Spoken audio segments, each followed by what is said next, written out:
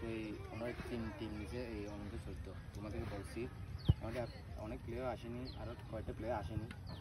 তো এই তোমাকে বললাম আজকে তোমাদের খেলা দেখে যাদেরকে ভালো লাগবে ওদেরকে তোমরা নিবে, বুঝতে পারছো? যা 2011 সাল বলছিলাম অক্টোবর 1 তারিখে পরে। এখন একটি টুর্নামেন্ট আর কি আগের মাসে শুরু হবে, ঠিক আছে? তো ওনারা আসছে তোমার খেলা দেখবে। আমি তোমার দুটো টিম ভাগ করে দেবো, আপাতত 10 মিনিট করে খেলবি, ঠিক আছে? আমার খেলা দেখবি আর তোমাদেরকে সিলেকশন করতে যাবে।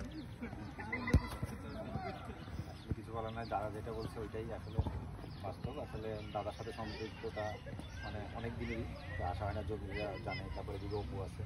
তো আসলে দাদার এই ক্লাবটা বা এই প্রতিষ্ঠানটা যেভাবে করে পরিচালনা করতেছে আমরা আসলে ফ্যান, এবং হচ্ছে খুব এনভায়রনমেন্ট দিয়ে দাদা যেভাবে করে আপনাদেরকে সবাইকে আগলে রাখছে।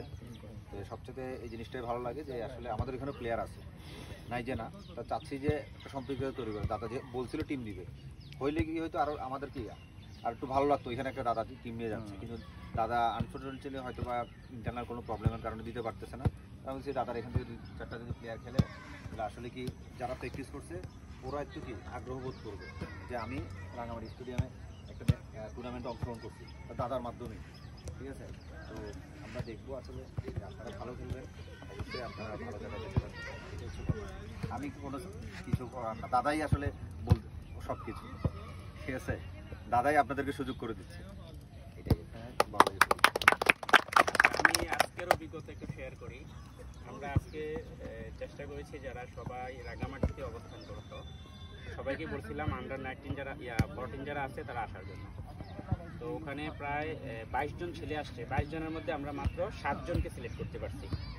প্রথম কথা হচ্ছে অনেকেরই দেখতে মনে হয় যেন 14 হবে না, কিন্তু যখন ওনার কাগজ আমরা করতে যাচ্ছি ওখানে গিয়ে দেখে যে 15 পার হয়ে গেছে। তো আসলে আমাদের এই প্রেক্ষাপটটা এমন হয়ে গেছে বর্তমানে যে অনেকেই খেলার মধ্যে নাই, যে কারণে ওই বডি বেড়ে গেছে, কিন্তু দেখা গেছে যে বয়সও বেড়ে গেছে কিন্তু বডি অনেকটা ইমপ্রুভ হয় নাই। তো যে কারণে আসলে আমাদেরও একটা চাওয়া আর কি যে আমরা যদি দাদার কাছ থেকে অন্ততপক্ষে 5-7 জন মোটামুটি এজ ঠিক রেখে আমরা যদি এখান থেকে সিলেকশন করতে পারি তাহলে আমাদের টিমটাও শক্তিশালী হবে, পাশাপাশি দাদার সাথেও একটা রিলেশন আমাদের ভালো হবে। তো এই প্রত্যাশাটা রইল আর কি। ঠিক আছে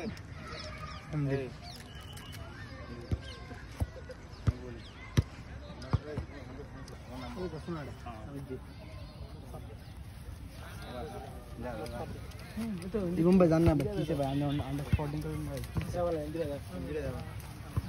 हमारा इंदिरा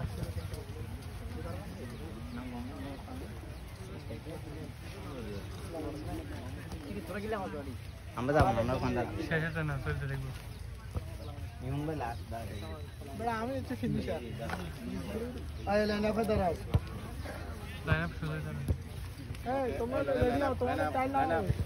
এই লাইন আপ, এই জমির এদিকে আয়, লাইন আপ।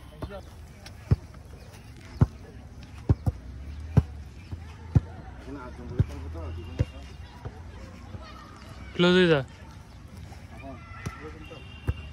তুমি এক্সিট